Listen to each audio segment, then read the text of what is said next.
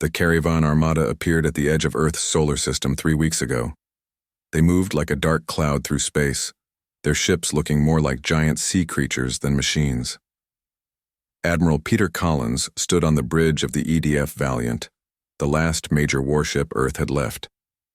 His gray hair was cut short, and deep lines marked his face from too many battles and too little sleep. "Sir, we just lost contact with the Mars Defense Station," said Lieutenant Susan Taylor. Her voice was steady, but her hands shook as she worked. At her control panel, Collins closed his eyes for a moment. Mars was their last outer defense point. Now only Earth remained. In just 3 weeks, the aliens had destroyed every human military base from Pluto to Mars. 17 colony worlds had fallen before that. Billions dead. "How long until they reach Earth?" Collins asked. 48 hours, sir. Maybe less if they speed up." Collins nodded and looked at the main screen. It showed the caravan ships, hundreds of them, moving slowly but steadily toward Earth. The largest ship in the center was almost the size of Earth's moon. None of Earth's weapons had even scratched it. "Get me Director Gardner at Camp Olympus," Collins ordered. A minute later, William Gardner's face appeared on the screen. He had dark skin and eyes that never seemed to blink enough. As the head of Earth's Special Weapons Division, he knew what this call meant. "It's time, isn't it?" Gardner asked. "Yes, nothing else has worked. We need to deploy Strike Force Zero." Gardner's face grew even more serious. "You understand what you're asking? These men and women, on what we did to them—" "I know," Collins said. "But it's either that or watch Earth burn." Gardner nodded. "I'll prep them for deployment, God help us all." The screen went dark. Collins turned to look out the viewport at Earth below. Beautiful, blue, and maybe in its final hours. He had served the Earth Defense Force for 35 years, and it had come to this, putting all their hope in 50 soldiers who were more weapon than human. Deep beneath the Himalayan mountains, Camp Olympus hummed with activity. The underground base had been built to survive anything, even the complete destruction of Earth's surface. In its lowest level, behind security doors that would stop an army, was Section 7. Director Gardner pressed his hand against the scanner, then let the system scan his eye. The heavy doors slid open with a hiss. Inside, medical staff moved quickly between beds where 50 people lay connected to machines. Major Alan Ross sat up as Gardner entered. His eyes glowed an unnatural blue, a side effect of the Neptune protocol. His muscular body was covered with small scars where they had put things inside him. "Is it time, sir?" Ross asked.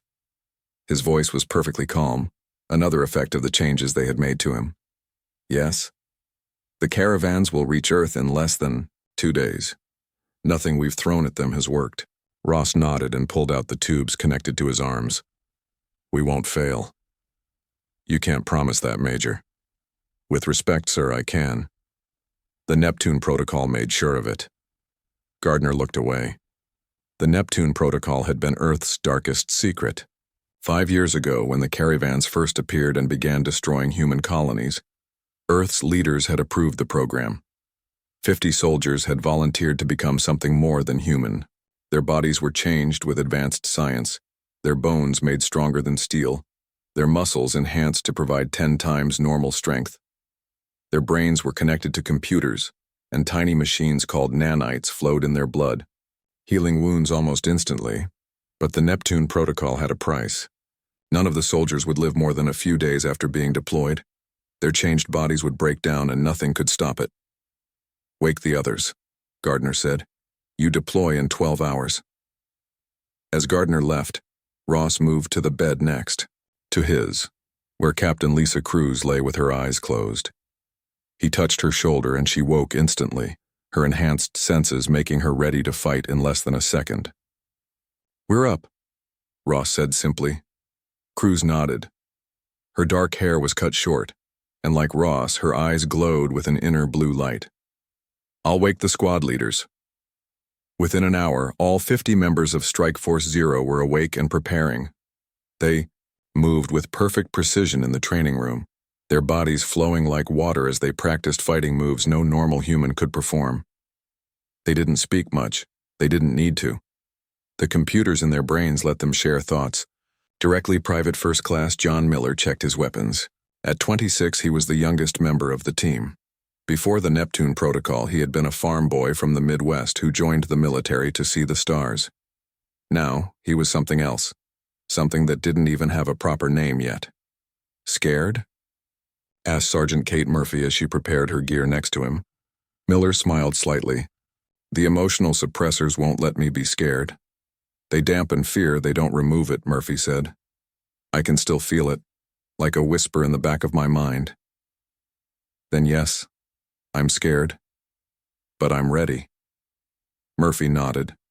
Her red hair was tied back tightly and her freckled face showed little emotion. We all are, but we'll do what we need to do. 12 hours later, Strike Force Zero gathered in the launch bay. Each soldier wore black armor that seemed to absorb light. Their helmets had no visors, they didn't need them. The Neptune Protocol had enhanced their eyes to see in darkness, through smoke even to detect heat. They each carried weapons designed specifically for them, plasma blades that could cut through almost anything, guns that fired rounds guided by their mental commands. Ross stood before them for one final briefing. The drop pods are ready. Each of you knows your target on the caravan fleet. Once inside, you'll move to disable their ship's main systems. Remember your training. Remember why we do this. No one needed to ask what he meant. They were Earth's last hope. Perhaps its only hope. One by one, they entered their drop pods, special units designed to be fired from orbit, cut through the caravan ship's hulls, and deploy the soldiers inside. The pods were small, barely larger than a coffin. As the last pod sealed, Admiral Collins's voice came through their neural links. Strike Force Zero, you are cleared for deployment. May God be with you. The pods launched from the EDF Valiant, 50 streaks of fire heading toward the approaching caravan. Fleet.Earth's deadliest soldiers were about to rain down from orbit, and the tide of the war was about to change. John Miller's drop pod shot through space like a bullet. Inside, he felt nothing. The Neptune Protocol had changed his nerve endings so that pain, fear, and doubt were just distant whispers in his mind. The pod spun and tumbled as it approached. The massive caravan flagship, but Miller's enhanced body adjusted perfectly to the wild movements. 30 seconds to impact, the computer voice said in his ear. Miller closed his eyes. Not to pray. The Neptune Protocol had taken most of his faith along with his fear, but to focus. His mind linked with the neural network connecting all 50 members of Strike Force Zero. He could feel them, spread out across space, each aimed at a different caravan ship. 20 seconds. He saw through Captain Cruz's eyes for a moment as her pod raced toward a caravan battleship, then through Sergeant Murphy's as she approached a carrier vessel. 10 seconds. Major Ross's voice came through the neural link. Remember your training. Remember Earth. The impact hit like a mountain falling. Miller's pod punched through the outer hull of the caravan flagship, metal and strange alien materials tearing apart. The pod's systems fired reverse thrusters, slowing it just enough to prevent Miller from being crushed. For any normal human, the force would have turned bones to dust. For Miller and the other Neptune soldiers, it was barely noticeable. The pod cracked open like an egg. Miller stepped out, plasma blade already in hand. The blue energy hummed as it formed a 3-foot cutting edge that could slice through almost anything. He was in a wide corridor with flesh-like walls that pulsed with strange light. The caravan ships were partly alive, a mix of machine and biology that Earth scientists still didn't fully understand. 3 caravan warriors appeared around a corner. They stood 7 feet tall with 4 arms and skin like gray stone. Their faces had no features except 3 glowing red eyes arranged in a triangle. They carried weapons that fired streams of acid. Miller moved before they could aim. The Neptune Protocol had enhanced his speed to impossible levels. To the caravans, he would have looked like a blur. His plasma blade cut through the first alien from shoulder to hip. The second fired, but Miller was already behind it, his blade severing 2 of its arms before cutting through its chest.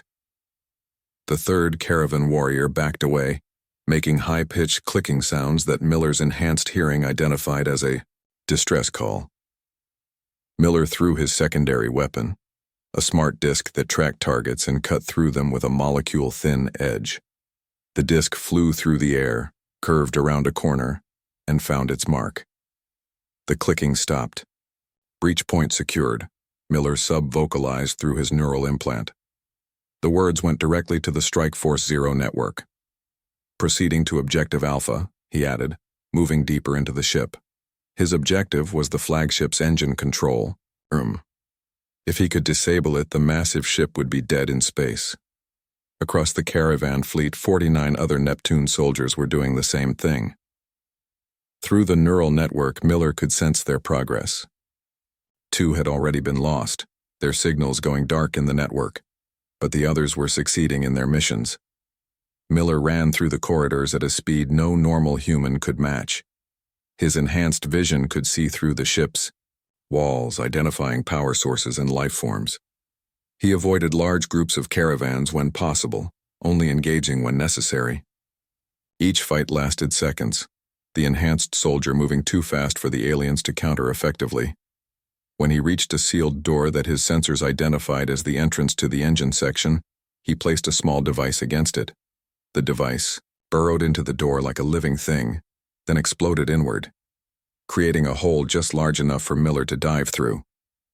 Inside, 20 caravan engineers turned toward him, their stone-like faces showing no emotion, but their movements betraying their surprise. They had never expected an enemy to reach this deep into their flagship.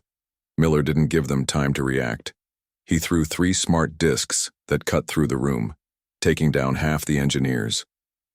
Then he moved among the rest, his plasma blade, a blue blur as he cut them down. 60 seconds after entering, he stood alone among dead aliens. The engine control panels pulsed with living light. Miller had been trained to recognize the main systems. He placed special charges at key points, then retreated to the corridor. When the charges detonated, the entire ship shuddered. Emergency alarms began to sound, strange wailing noises that hurt even Miller's controlled mind. Engine control destroyed, he reported through the neural link. Flagship power systems failing. Major Ross's voice came back immediately. Good work, Miller. All Strike Force members, report status. Voices filled Miller's mind as the other Neptune soldiers reported. Most had succeeded in their primary objectives. 8 had been lost completely. 5 more reported severe damage to their enhanced bodies, damage that even their nanites couldn't fully repair. Proceed to secondary objectives, Ross ordered. Captain Cruz and I are approaching the command center. Miller checked his ship schematics. His secondary objective was the weapons control system, located 3 levels above him. As he moved toward it, he began to notice a burning sensation in his chest. A warning sign. The Neptune protocol enhancements were already beginning to break down. The doctors had warned them this would happen, especially after intense combat pushed their modified bodies to the limit. He pushed the pain aside and continued his mission. On the bridge of the EDF Valiant, Admiral Collins watched the tactical display with growing hope. The massive caravan flagship had stopped moving. 3 of their battleships were drifting, their weapons silent. A carrier vessel had actually turned and fired on another caravan ship. Strike Force Zero is succeeding, Lieutenant Taylor said, her voice filled with disbelief. They're actually doing it. Collins nodded. Get me a direct line to Major Ross. After a moment, Ross's voice came through, sounding strained. Admiral, we've breached the flagship command center. Captain Cruz is accessing their systems now. Can you disable their fleet control network? Collins asked. That's what we're attempting, sir. If we succeed, we can turn their own weapons against them. But we're meeting heavy resistance. In the background, Collins could hear the sounds of intense fighting. How many of your team remain? Operational, Major? A pause. 37 still functioning, sir. But we're all starting to feel the breakdown effects. Our window is closing. Collins closed his eyes briefly. He had sent 50 men and women on what he knew was a suicide mission.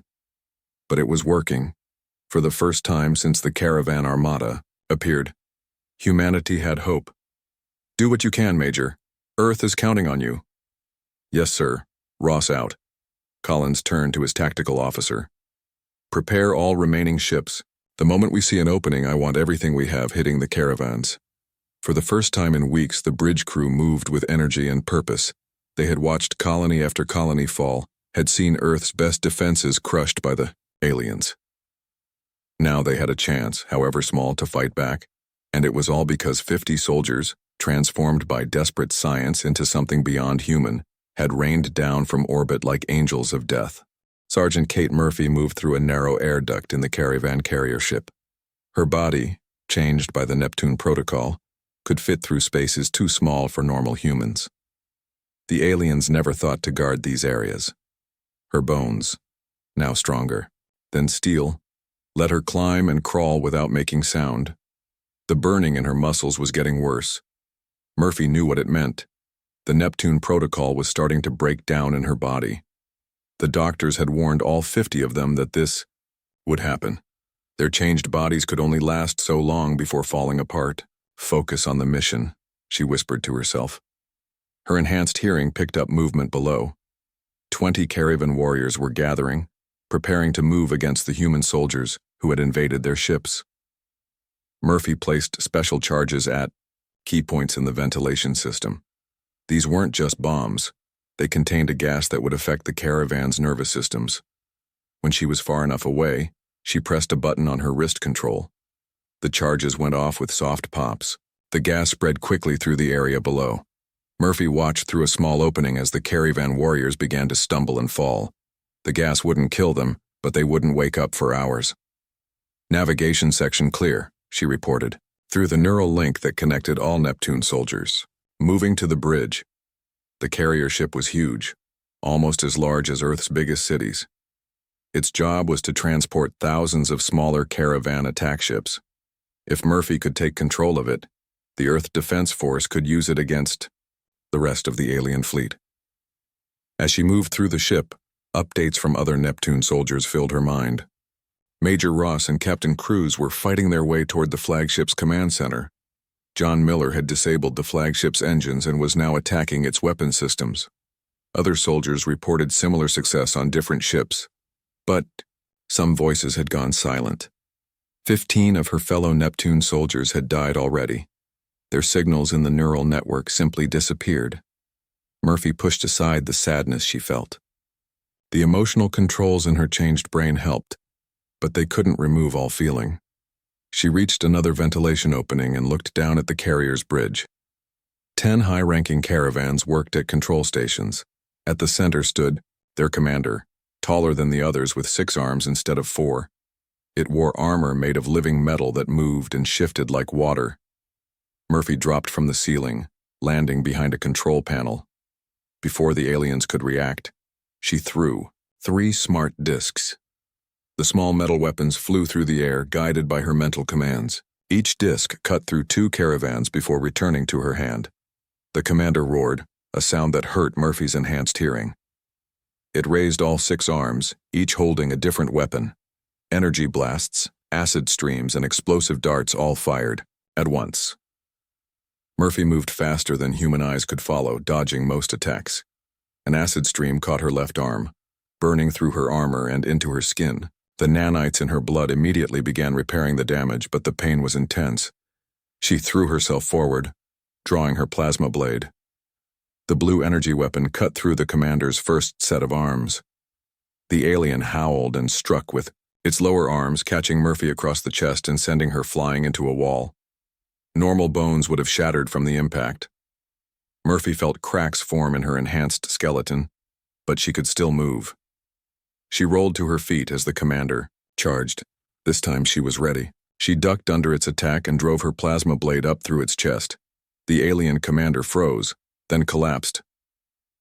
Carrier bridge secured, Murphy reported, limping to the main control panel.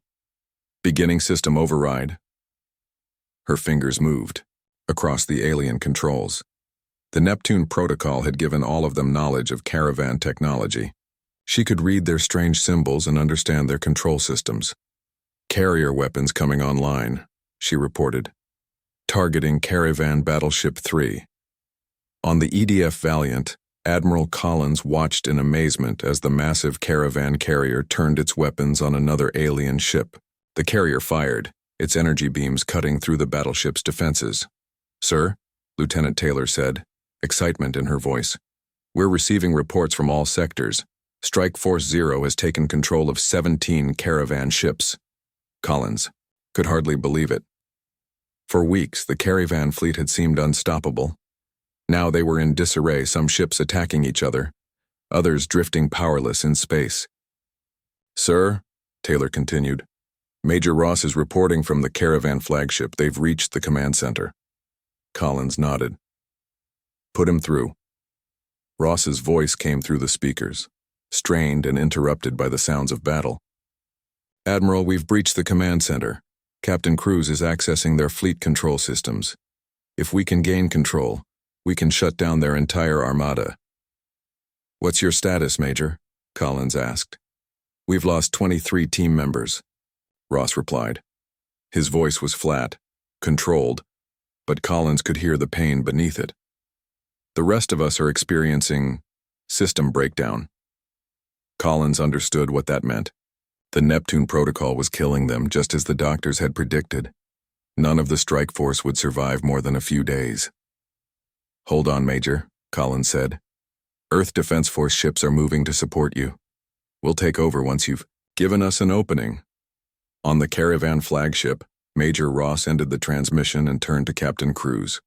She was connected to the alien control systems, her eyes closed as her enhanced brain processed the information flowing through the neural link. "We're losing people too quickly," Ross said. "How much longer?" Cruz didn't open her eyes. 5 minutes, maybe less. "The caravan systems are fighting back. It's like they're alive." Ross looked around the command center. 6 dead caravan officers lay on the floor. 4 Neptune soldiers stood guard at the entrances, their weapons ready. All of them showed signs of the breakdown, shaking hands, blood trickling from noses or ears, the blue glow in their eyes flickering. "Miller," Ross called through the neural network. "Status report." John Miller's voice came back, weaker than before. "Weapon systems disabled, sir. I'm not doing so well. The breakdown is hitting me hard." "Hold your position," Ross ordered. "We're almost there." Ross felt the burning in his own body growing worse. The nanites that repaired damage were failing. His enhanced muscles were beginning to tear themselves apart, but none of that mattered if they could complete the mission. A wave of caravan warriors attacked the command center entrances. Ross moved to help the guards, his plasma blade cutting through alien armor and flesh. His enhanced speed was slowing, but he was still faster than any normal human. "Got it!" Cruz shouted. "I'm in the fleet control system." Ross turned to see Cruz's hands moving across the alien controls, her eyes now open and glowing brightly with the same blue light as all Neptune soldiers. "Sending shutdown commands to all ships," she said. "The caravans won't be able to override for at least an hour." Throughout the caravan fleet, ships began to power down. Weapons went offline. Engines stopped. The massive alien armada that had threatened to destroy Earth suddenly hung helpless in space. Cruz looked up at Ross, blood running from her nose and ears. "It's done. Earth is safe." Ross nodded, feeling his own body starting to fail. He opened a channel to all remaining Neptune soldiers. "Strike Force Zero. Mission accomplished. Earth Defense Force ships are moving in. Hold your positions as long as you can." Through the neural network, he felt their acknowledgement.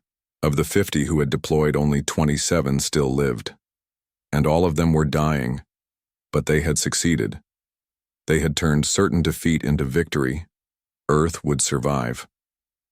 John Miller leaned against a wall in the caravan flagship's weapon control room. His breathing came in short, painful gasps.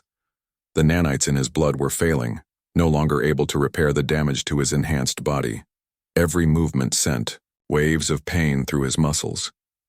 But he kept his position, holding the room that he had fought so hard to take.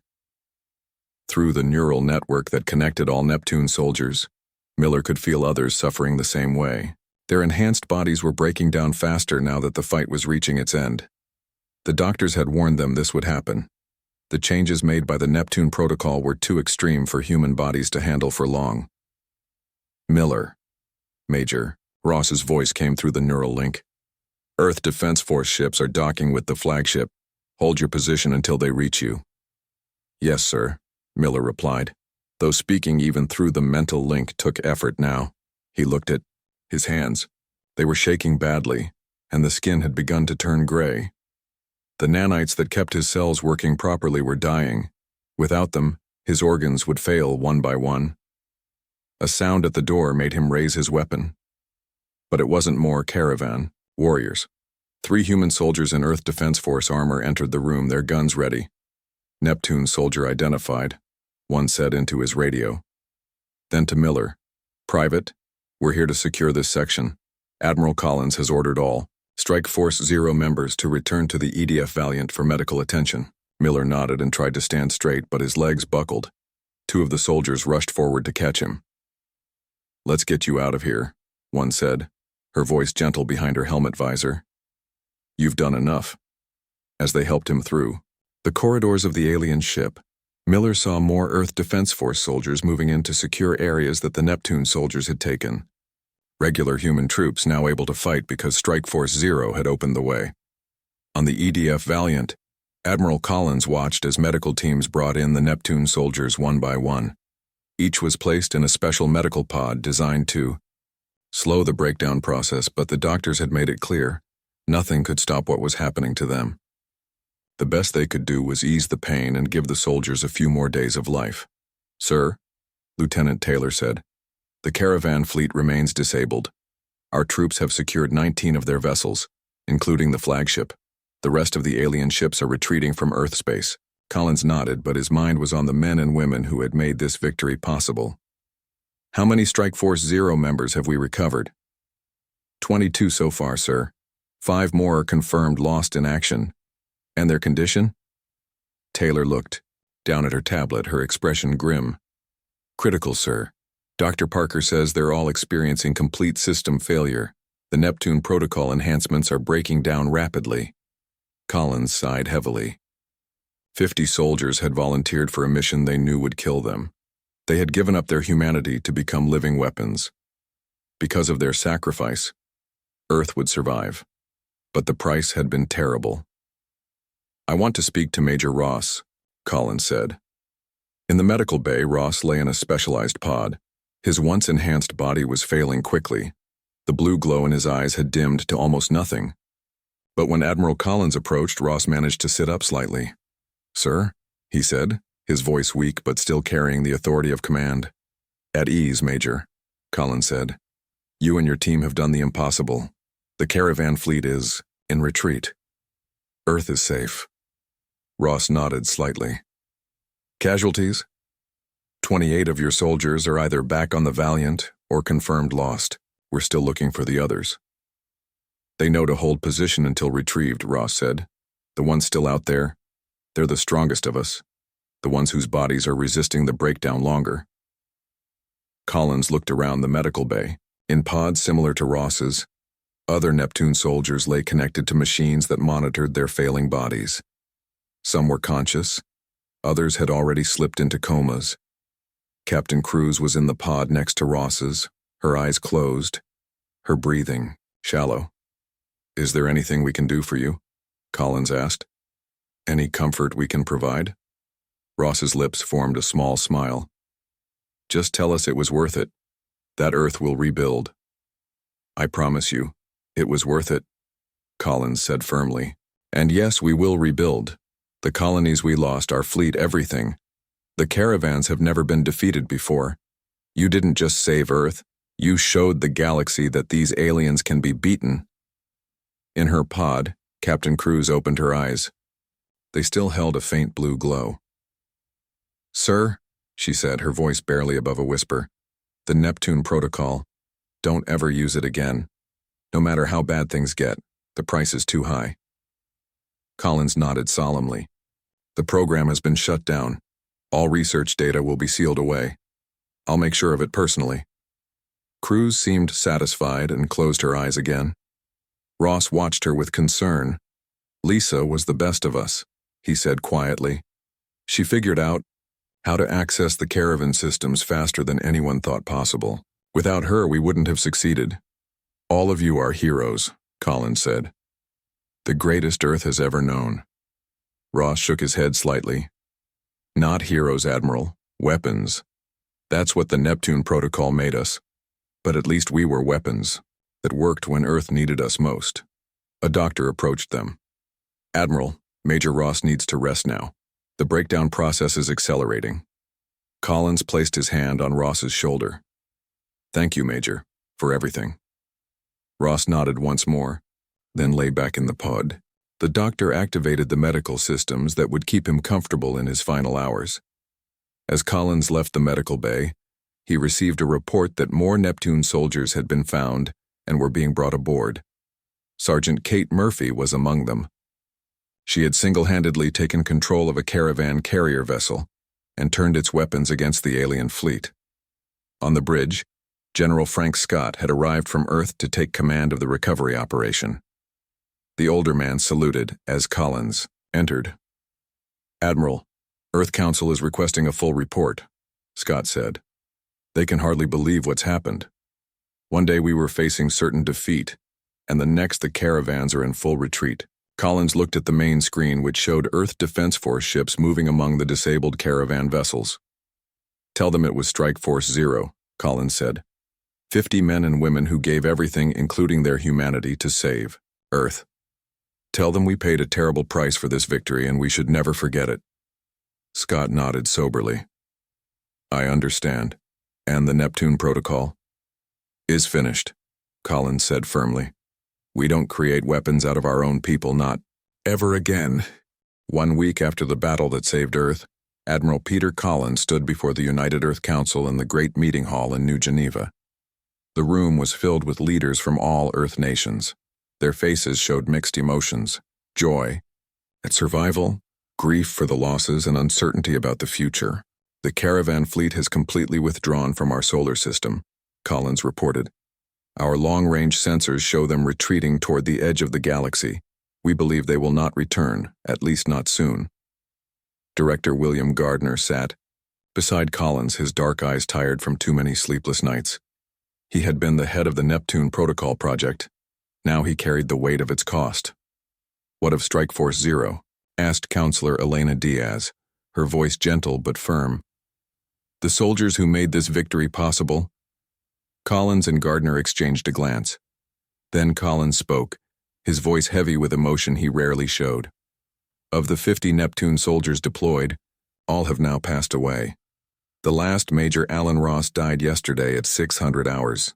The changes made to their bodies by the Neptune Protocol could not be reversed or managed long-term, as we knew would be the case. A murmur ran through the council chamber. Though they had been told about the Neptune Protocol after the battle, many still struggled to understand the sacrifice these soldiers had made. They volunteered with full knowledge, Gardner added. Each understood that the modifications would kill them within days of deployment. They chose to serve humanity despite that knowledge. Counselor Diaz stood.